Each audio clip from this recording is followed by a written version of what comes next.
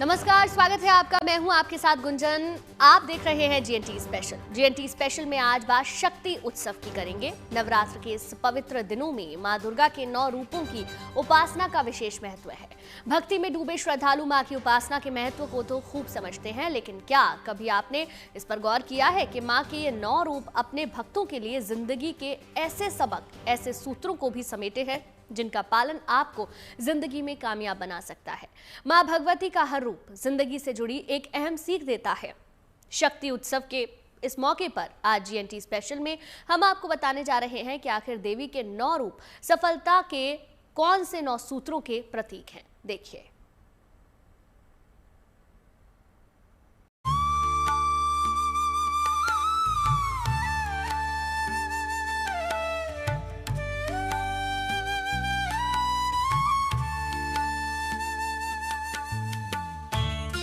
नवरात्रि पर्व है शक्ति का, पर्व है भक्ति का, पर्व है साधना का।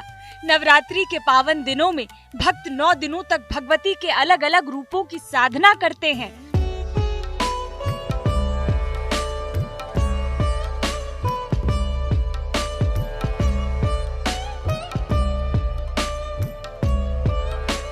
वही 9 रूप जिनका उल्लेख वराह पुराण के इस श्लोक में मिलता है।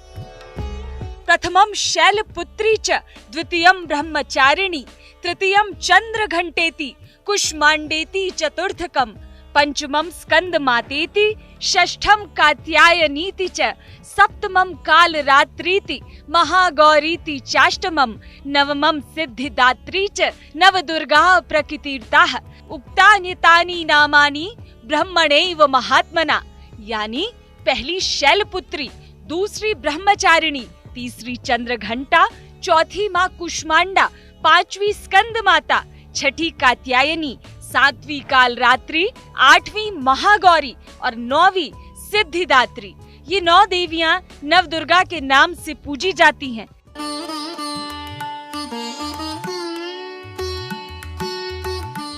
नवरात्रि के 9 दिनों में पूजी जाने वाली देवियां केवल भक्ति और शक्ति की प्रतीक नहीं हैं, बल्कि देवी के ये 9 रूप जिंदगी के उन नियमों और मानकों के सार को समेटे हैं जिन पर मानव जीवन का आधार टिका है। यानी वास्तव में नवरात्रि की 9 देवियां सफलता के 9 सूत्रों की प्रतीक भी हैं। अगर आप किसी भी लक्ष्य को पाने के लिए भगवती के 9 रूपों की सीख का पालन करते हैं, तो नवरात्रि की आखिरी देवी माँ सिद्धिदात्री आपको सिद्धि यानी सफलता प्रदान करती हैं।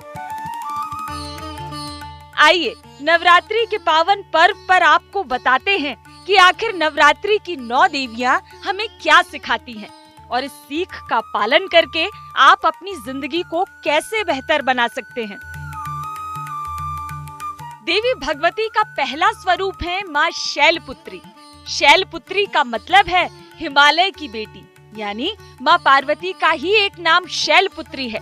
उन्होंने अपने अडिग विश्वास और तप से भगवान शिव को पाया है। माँ शैलपुत्री अडिग विश्वास का प्रतीक है। कोई भी काम शुरू करने से पहले अटूट विश्वास की जरूरत होती है। अगर विश्वास नहीं है तो सफलता मिलना संभव नहीं है। माँ शैलपुत्री यही संदेश देती हैं। प्रथम जो स्वरूप है माँ भगवती का है वह शैलपुत्री है। शैलराज हिमालय की पुत्री हैं और शैलराज साहस, हिम्मत, अडिगता के प्रतीक हैं। उनकी पुत्री के रूप में माँ भगवती अवतरित होती हैं, उनकी पुत्री के रूप में जानी जाती हैं। माता का जो प्रथम स्वरूप है वह साहस का है, अडिगता का है, हिम्मत का है। ऐसा स्वरूप है जिसमें अपने लक्ष्य के प्रति एक अडिगता दिखाता है। देवी भगवती का दूसरा स्वरूप है माँ ब्रह्मचारिणी। ब्रह्मचारिणी का अर्थ है जो ब्रह्म के अनुसार आचरण करे, जिसके आचरण में ब्रह्म मतलब सत्य, तप और अनुशासन हो। माँ ब्रह्मचारिणी अनुशासन का प्रतीक है। किसी भी काम में सफलता के लिए अनुशासन बेहद जरूरी होता है। अगर हम अपने लक्ष्य के लिहाज से अनुशासित नहीं हैं, तो फिर कभी उसे हासिल भी नहीं कर सकते। माँ भगवती का जो दूसरा स्वरूप है वह है ब्रह्मचारिणी स्वरूप। ब्रह्मचारिणी माता का वह स्वरूप है जिसमें माँ एक शिक्षार्थी के रूप में है, अर्थात तपस्विनी के रूप में है। तपस्या के स्वरूप में है। तपस्या का स्वरूप क्या बताता है कि व्यक्ति के अंदर अनुशासन कितना है, क्योंकि बिना अनुशासन में रहे कोई भी व्यक्ति शिक्षा ग्रहण नहीं कर सकता। ऐसे में माता का यह स्वरूप शिक्षा ग्रहण करने वाला है और उसमें अनुशासन को प्रमुखता दी जाती है। माँ दुर्गा के तीसरे रूप का नाम है चंद्र घंटा, क्योंकि उनके माथे पर घंटे के आकार का चंद्रमा है। चंद्रमा शीतलता देता है और ये मन का प्रतीक भी है। देवी चंद्र घंटा का स्वरूप हमें सिखाता है कि हमारा दिमाग ठंडा रहे और मन सधा हुआ। वास्तव में मन को साधना ही सबसे बड़ी साधना है।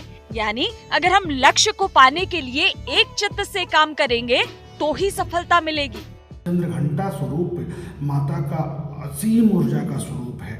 इसमें असीम साधना का स्वरूप है। क्यों? क्योंकि इसी साधना के बाद माँ भगवती वैवाहिक जीवन में प्रवेश करती हैं। वैवाहिक जीवन में प्रवेश करने के पूर्व और वैवाहिक जीवन में प्रवेश करने के समय का जो स्वरूप है माँ भगवती का, वह है चंद्र घंटा स्वरूप। इसमें माँ भगवती अपने सिर पर अर्धचंद्र को धारण करती है।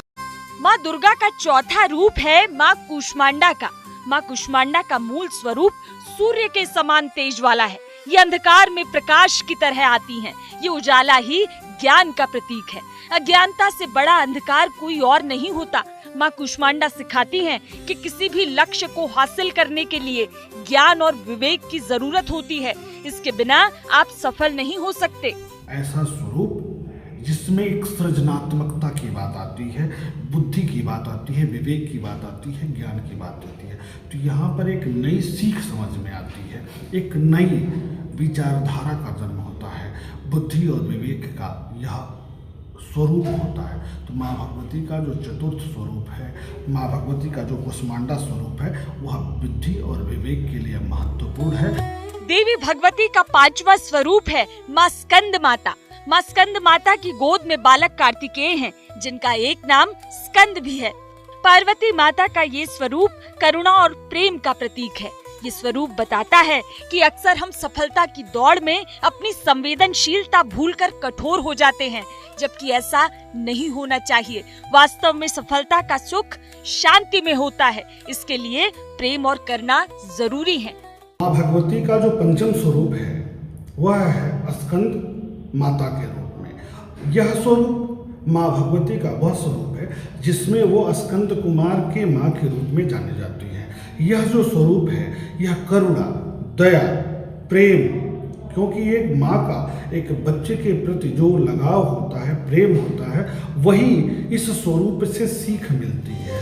माँ दुर्गा का छठा रूप है माँ कात्यायनी। माँ कात्यायनी सेहत और चिकित्सा की देवी हैं। शास्त्र कहते हैं कि इनकी पूजा से रोग, शोक, भय और संताप समाप्त होते हैं। ये सभी समस्याएं शारीरिक और मानसिक स्वास्थ्य से जुड़ी हैं। माँ कात्यायनी ये सिखाती हैं कि किसी भी लक्ष्य को तभी पाया जा सकता है जब आप सेहतमंद हो।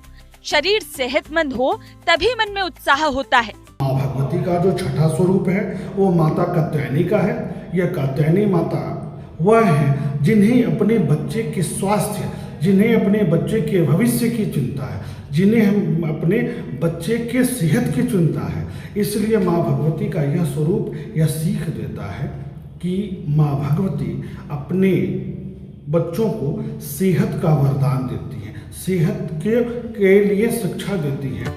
देवी भगवती का सातवां स्वरूप है माँ कालरात्रि। माँ कालरात्रि ने दैत्यों का विनाश करने के लिए अवतार लिया था। ये हठ और साहस की प्रतीक है। माँ कालरात्रि सिखाती हैं कि किसी भी लक्ष्य को पाने के लिए हमारे पास जिद और हौसला दोनों होने चाहिए, क्योंकि हर लक्ष्य को पाने के रास्ते में मुश्किलें आती हैं। जिनके पास ये दोनों चीजें नहीं हैं, वो मुश्किलों के आगे घुटने टेक देते हैं। माँ भगवती का जो सातवां स्वरूप है वह कालरात्रि स्वरूप है। कालरात्रि स्वरूप का अर्थ हुआ कि माँ का वह रूप, माँ का वह छवि जिसमें अपने बच्चों के कल्याण के लिए किसी भी रूप को धारण कर सकती हैं। अर्थात माँ काल रात्रि के रूप में आ जाती है। यदि बच्चे के जीवन पर संकट आता है, बच्चे के स्वास्थ्य पर संकट आता है, बच्चों के भविष्य पर संकट आता है, तो माता रौद्र रूप को धारण कर लेती है। माता अपने रौद्र रूप से उस बच्चे के जीवन को संवारती है। नवरात्रि की 8वीं देवी है माँ महागौरी। इनका रंग गोरा है और इनके स्वरूप को 8 वर्ष का माना गया है। माँ महागौरी सिखाती हैं कि हम जिंदगी के किसी भी क्षेत्र में चाहे कोई भी काम कर रहे हों, वहाँ हमारा चरित्र उज्जवल और मजबूत होना चाहिए, जबकि स्वभाव में सादगी और मासूमियत होना जरूरी है। अगर हमारे अंदर छल कपट जैसी भावनाएं हैं, व्यवहार में अहंकार है, तो हमें सफलता कभी नहीं मिलेगी। माँ महागौरी का माँ गौरी माता का वह रूप है, वह शांत रूप है जिसमें जीवन को सरलता प्रदान करती है, जिसमें जीवन को एक चमक प्रदान करती है। बच्चे बड़े हो गए, स्कंद कुमार बड़े हो गए, उनके जीवन को बनाने के लिए माँ ने कालरात्रि रूप धारण किया। उसके बाद माँ भगवती शांत रूप में आ जाती है। माता का यह स्वरूप अत्यंत महत्वपूर्ण होता है। माँ सिद्धिदात्री नवरात्रि की 9वीं देवी है। जैसा कि नाम से ही जाहिर है, सिद्धिदात्री यानी सिद्धि देने वाली। माँ सिद्धिदात्री लक्ष्य के लिए प्रतिबद्ध होने की सीख देती हैं। जब हम नवरात्रि की 8 देवियों की आराधना करते हैं और उनकी बताई सीख पर चलते हैं, तो सिद्धिदात्री सफलता देती ही हैं। यानी किसी भी लक्ष्य को पाना है तो 8 देवियों के बताए सूत्र को हमेशा दिल और दिमाग में रखना चाहिए। सिद्धि की बात आती है, सिद्धिदात्री की बात आती है, जो माता का 9वां स्वरूप है, सिद्धिदात्री माता का है। जब हम इस सारी चीजों को विश्वास जब हमारे अंदर भर जाता है, जब हमारे अंदर अनुशासन भर जाता है, जब हमारे अंदर साधना आ जाती है, जब हमारे अंदर प्रेम, करुणा, बुद्धि, विवेक, ज्ञान, अनुराग पैदा हो जाता है, जब हमारा सेहत सही हो जाता है, जब हम अपने लक्ष्य को लेकर हठ और साहस को प्राप्त कर लेते हैं और फिर उसके बाद शांत चित्त से एक अनुभवी व्यक्तित्व के रूप में जीवन अपना कर लेते हैं, तब माँ भगवती का जो सिद्धिदात्री स्वरूप आता है। इस सबको जब हम पार करते हुए पहुँचते हैं तो हम जीवन के पथ पर सफल हो जाते हैं, जीवन के पथ पर हम आगे बढ़ जाते हैं। यानी माँ भगवती के आशीर्वाद की तरह ही उनके रूपों से जन्मे ये सूत्र भी इंसान की जिंदगी बदल सकते हैं और इन्हें अपने जीवन में शामिल करने के लिए नवरात्रि से अच्छा अवसर भला कौन सा हो सकता है। Bureau report, good news today. शक्ति की उपासना के महापर्व में आज सप्तमी का दिन मां कालरात्रि को समर्पित है। मां कालरात्रि की आराधना से हर तरह के भय का नाश हो जाता है। मां अपने भक्तों को शत्रुओं पर विजय का वरदान देती हैं। उनके आशीर्वाद से भक्त बुरी शक्तियों से हमेशा बचे रहते हैं और उन्हें हर काम में सफलता मिलती है। अपनी टीवी स्क्रीन पर आप देश के अलग अलग शहरों से देवी के 7 मंदिरों की तस्वीरें देख रहे हैं। किस तरह देश भर में आस्था और भक्ति की भागीरथी हिलोरे ले रही है। भक्तों के हृदय में उमंग है, उत्साह है। मां कालरात्रि की पूजा के लिए आज सुबह से ही मंदिरों में भक्तों का तांता लगा है। उत्तर से लेकर दक्षिण तक, पूरब से लेकर पश्चिम तक माता की आराधना की जा रही है। इसी क्रम में मां भवानी की सबसे अनोखी आरती नजर आ रही है गुजरात के राजपीपला में, जहां भक्त तलवार महाआरती के जरिए मां भगवती को नमन कर रहे हैं।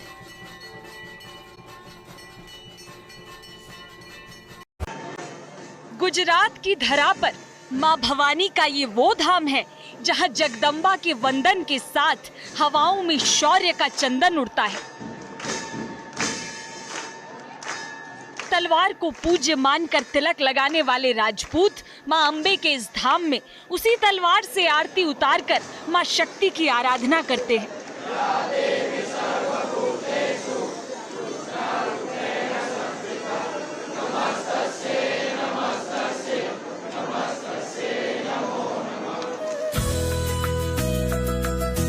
वडोदरा से कोई 60 किलोमीटर दूर राजपीपला में मौजूद मां हरसिद्धि के धाम में नवरात्र के दौरान ये अनोखी परंपरा निभाई जाती है। मां अंबा दुष्टों का दलन और असुरों का संहार कर अपने साधकों का कल्याण करने वाली हैं।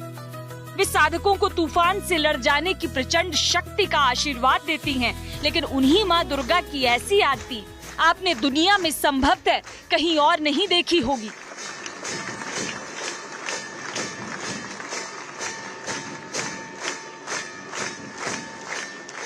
नवरात्र के इस पावन अवसर पर आपको बता दें, हर साल पिछले 12 सालों से जो राजपूत समाज है इस तरह से तलवार महाआरती करता है, जिसमें 5 से 7 साल के बच्चों से लेकर के 30 से 45 साल तक के जो लोग हैं वो यहाँ पर शामिल होते हैं और ये शस्त्र विद्या, शस्त्र पूजन एक तरह से नवरात्र के दौरान करते हैं।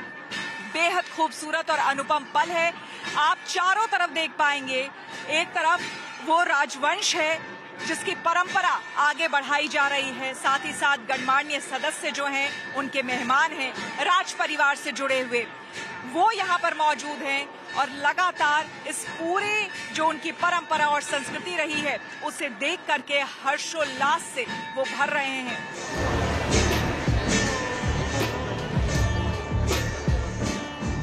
आपको बता दें, यूं तो मां हरसिद्धि का शक्तिपीठ उज्जैन की पुण्य भूमि पर मौजूद है। उज्जैन में महाकालेश्वर ज्योतिर्लिंग धाम के पास ही 51 शक्तिपीठों में से एक हरसिद्धि शक्तिपीठ स्थापित है। बताया जाता है कि गोहिल राज परिवार के शासक राजा वेरिसाल की भक्ति से प्रसन्न होकर मां भवानी गुजरात के इस भाग में पधारी थी।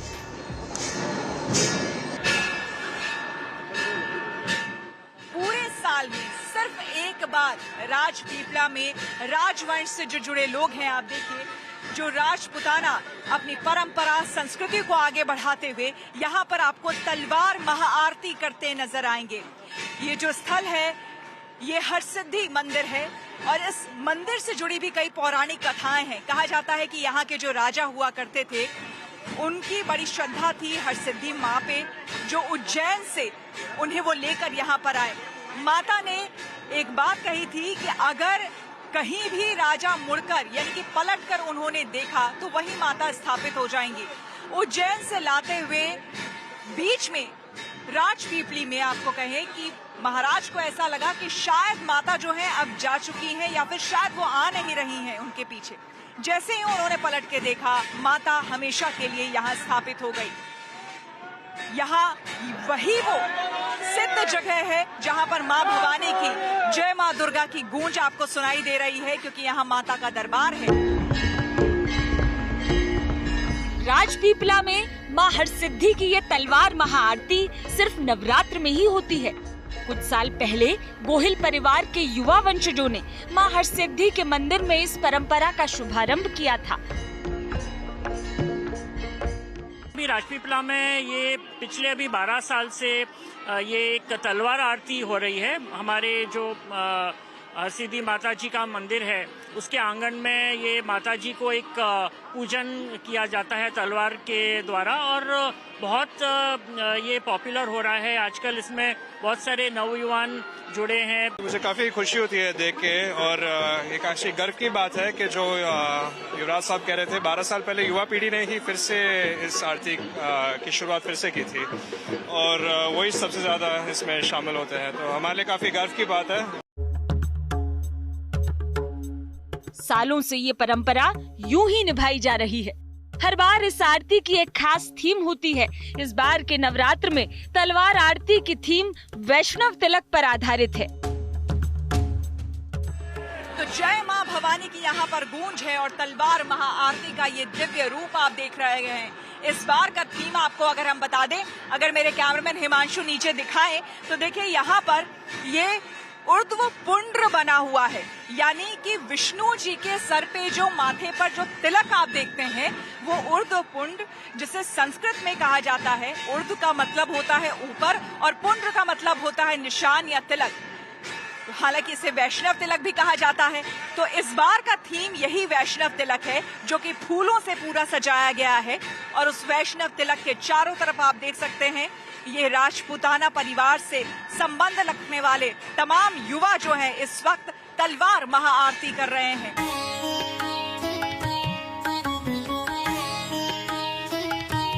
हर बार यहाँ नारियल फोड़कर कार्यक्रम का शुभारंभ होता है। तलवार महाआरती से पहले मां हरसिद्धि की भव्य शोभा यात्रा निकाली जाती है, जिसमें महाआरती में भाग लेने जा रहे सभी युवा और बच्चे विशेष रूप से शामिल होते हैं। जो लोग तलवार आरती में भाग ले रहे हैं उनका ये प्रोसेशन निकल रहा है। पालकी में माता जी आ रही हैं, हरसिद्धि माता जी पालकी में आ रही हैं, जिसका हमने पूजन हमारे पैलेस में से शुरू होकर यहाँ तक लेके आए हैं उनको। और साथ साथ में जो भी तलवार आरती में जो भाग लेने वाले हैं वो सारे नवयुवान इस जुलूस में प्रोसेशन में चल के, और अभी धीरे धीरे ये वेरीसाल जी महाराज जो हैं, जो हमारे पूर्वज हैं और जिन्होंने हरसिद्धि माता जी की स्थापना की थी, उनको उज्जैन से लेके आए थे, उनकी तरफ ये लेके आएंगे।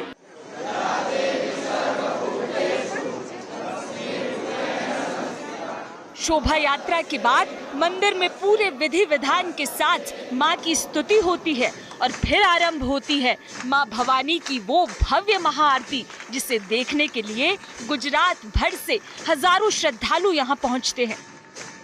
मां के दरबार में शक्ति और भक्ति के इस अनूठे संगम को देख मन में जोश और श्रद्धा का भाव लिए नतमस्तक हो जाते हैं।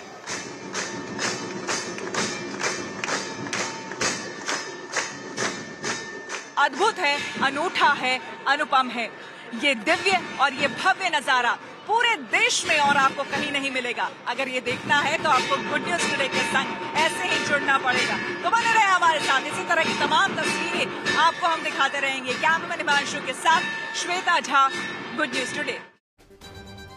चलिए इसी के साथ ही इस खास पेशकश में फिलहाल के लिए बस इतना ही, लेकिन अच्छी खबरों के लिए आप देखते रहिए गुड न्यूज टुडे।